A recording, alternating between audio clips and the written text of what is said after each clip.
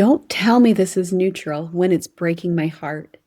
When your daughter tells you she's pregnant, when your son says he's not going on a mission, when your child moves in with their boyfriend or girlfriend, when your husband starts drinking, when your child walks away from the church, you're telling me that's neutral? I know how that sounds because when you're in the middle of heartbreak, the last thing you want is someone saying, just see it neutrally.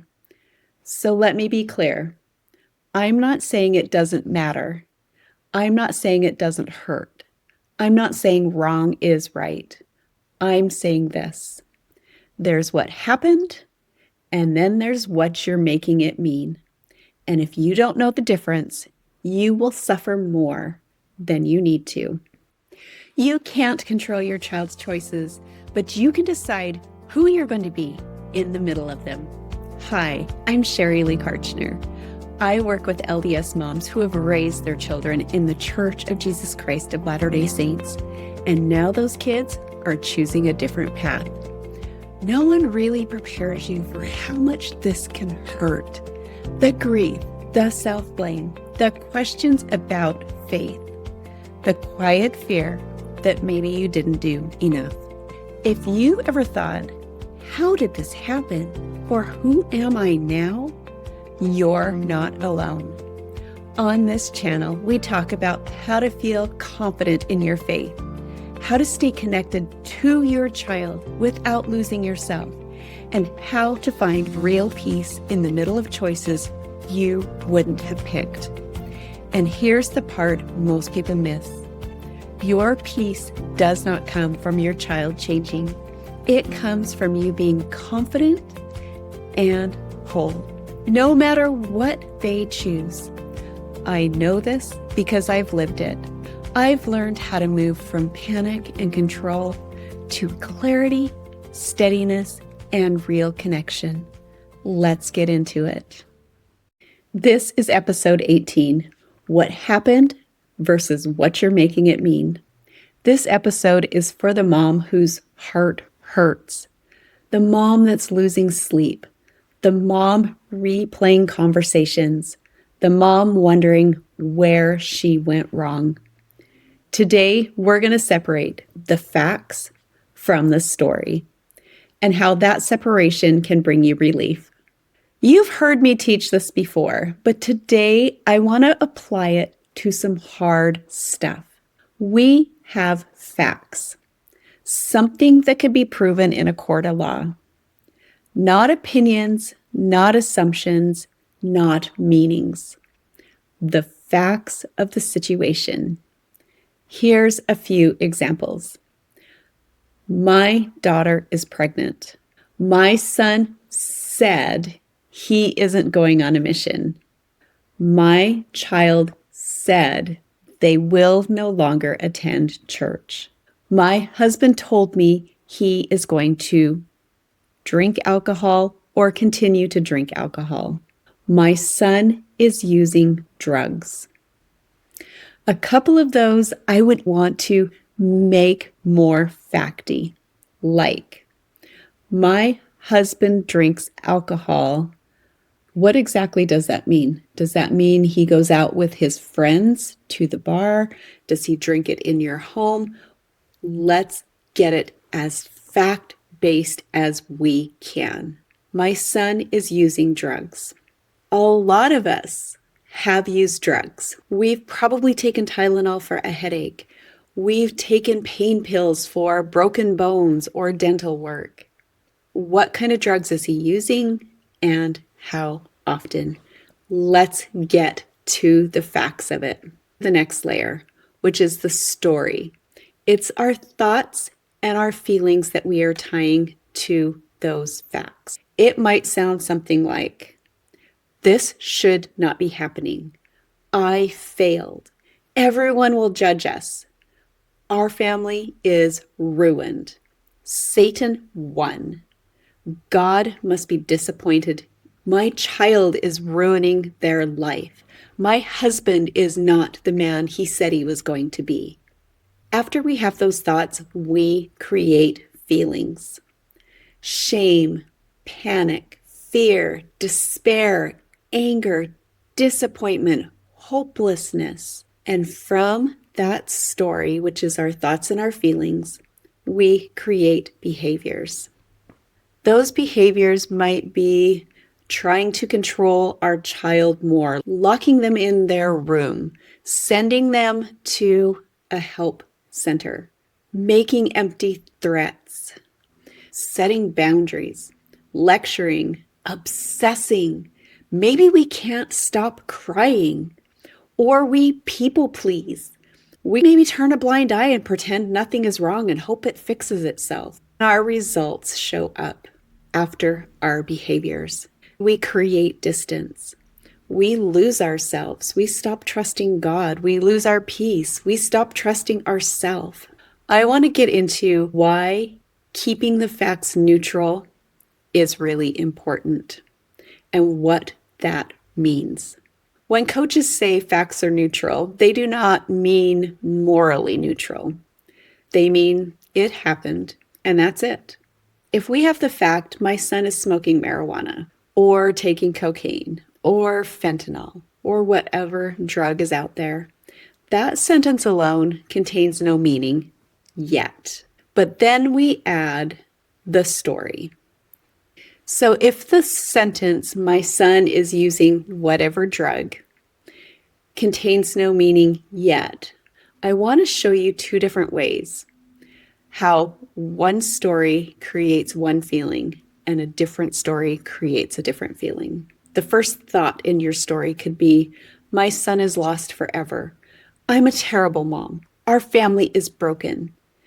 A more useful thought in your story could be, my son needs help. This is serious. I can respond wisely. Panic won't help him. Love and boundaries can exist together. Do you feel the difference? It's the same fact, but it's a different experience because you're able to show up in a different way, in a way where you can get answers and probably provide help more clearly. 2 Nephi chapter 2, verse 25 says, men are that they might have joy. Life was never promised to be problem-free. Joy can exist even while facing these hard things. And then a reminder in John chapter 16, verse 33. In the world ye shall have tribulation, but be of good cheer. I have overcome the world. Christ never said or promised it would be pain-free. He taught peace inside of pain. I want to talk about another example that some of us LDS moms have faced that can be hard. Let's look at the fact my daughter is pregnant. Remember, that sentence alone is neutral. In truth, that fact brings a lot of joy to a lot of moms, but there is times when it doesn't. So what are some possible thoughts? Let me share a couple of examples again. Her life is ruined. Everyone at church will talk about us. I failed. This is humiliating. Those thoughts create shame and pain. But if you have thoughts that are healthier, like, this is hard, but not hopeless. She needs love right now. This does not define her future. We can walk through this one step at a time. You don't have to love the circumstance or what is going on, but you can love your daughter and you can respond in a healthier way that is less painful for you and your child. Let's look at another one. Your son says they're not going on a mission. Your thoughts could be, I failed as a mom. He's throwing away blessings. Everyone will know his life is off track. This is his priesthood responsibility. Now let's look at some healthier thoughts. Healthier in the way that it doesn't take you down and spinning in despair. I'm disappointed and I can process that. Agency is real. God loves him right now. His story is still unfolding. This is not the end. Let's do another one. This is so fun. Can you see and feel the difference of how we layer on the emotion by the way that we react? Here's the truth. We're humans. That, of course, means we are never going to blow things up crazy in our minds. It will happen. But awareness is the key. Let's look at another one. My child is living with their girlfriend or their boyfriend. What does that mean? Does that mean they've moved out of your house and all of their belongings are there and they're sharing rent or a mortgage? Get really factual about that. Or they've said to you, I am moving in with my girlfriend. I am living with my boyfriend. Here's some thoughts that might send you spinning. They have rejected everything I've taught. They don't respect me. I must cut them off or approve of this. That black and white thinking will cause you pain. So let's look at some healthier thoughts. I can love them without endorsing choices. Relationships matter. Christ stayed connected to people in difficult circumstances. Love often opens doors that judgment slams shut. Are you seeing it? Are you seeing the difference between what happens versus what you're making it mean? Let's look at another one. My daughter said, I will no longer attend church. You could even throw her name in there and her age to make it very factual. Your thoughts could be something like, Satan took her. Our eternal family is destroyed. God is punishing me. I failed. We've been told not to have an empty seat at the table. When you have thoughts like that, those feelings are so much heavier than if you have a healthier thought. Using your prefrontal cortex, like, I'm grieving. This is not what I hoped for. Agency is sacred. I can love my child. God is still working. Earth life is not the whole story. In Alma 29:4, it says, the Lord doth grant unto all nations according to their desire, meaning agency matters deeply to God. Do you remember in Luke 15, the story of the prodigal son? The thing about scriptures that can be hard is we don't have all the background. But in that short story, it looks like the father stays open-hearted. He did not chase in panic or close the door in pride. He loved and he waited. And that matters. And that child came back. And that is beautiful. There are people that we know whose child, it doesn't look like they come back. But we need to trust in God. The facts in our lives do create pain, but our thoughts create the suffering. I want to explain this carefully. Pain is real.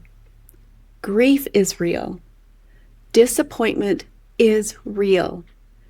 And there is fear. But suffering often comes when we add, this shouldn't be happening. I can't handle this. It means I failed. It means the future is ruined. It means God has left us. Circumstances can hurt. Our thoughts can wound us twice. The first wound is what happened. The second wound is what we make it mean.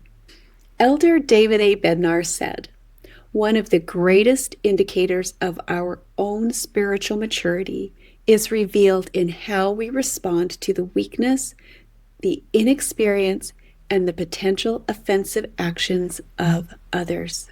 So how we think and feel really matters. It matters for you, and it matters for them. Elder Christofferson said, the moral agency with which we have endorsed is essential to the purpose of life. A child's agency is part of mortality. It's part of God's plan. And then this beautiful reminder by Elder Quentin L. Cook. We do not need to be paralyzed by the fear of the future. You don't need to live in fear. When you show up in strength, using that part of your brain that looks for answers and not wondering how to fix things, we find those answers. We find those steps. We are there for our child in a beautiful, healthy way. For this episode's You're Allowed reminder, you are allowed to be sad. You're allowed to cry in your room, to feel disappointed. You're allowed to need support. You are allowed to hate what's happening.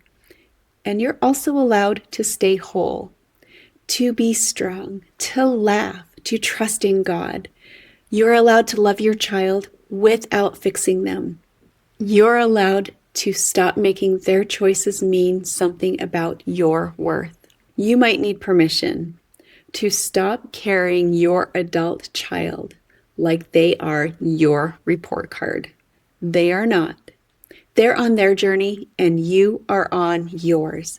You're enough and you've done a great job, even if we've done it messy and badly, because we all do at certain times. So I want to ask you, what happened? And what are you making it mean about you, about God, your motherhood, your future, your family, your worth? Because those are different things. And when you can separate them, peace starts to return. Not because that fact changed, but because you changed your relationship with it. If your child's choices are hurting your heart or keeping you up at night, coaching can really help you come back to yourself and still love them deeply. You do not have to do this alone. You don't have to lose yourself while loving someone else. What happens matters, but what you make it mean will change everything. If you're a mom who wants to stay confident and whole in this season, this channel is for you. There's more coming, and I want you to have support every step of the way. Tap the bell so you'll know when a new video drops. And if you're ready for more than just information, if you want real guidance as you figure out who you're going to be in this season of motherhood, there's a link below. That's where you can learn about working with me one-on-one, inside confident and whole. You don't have to wait for your child to change to feel peace again. I'll see you in the next video.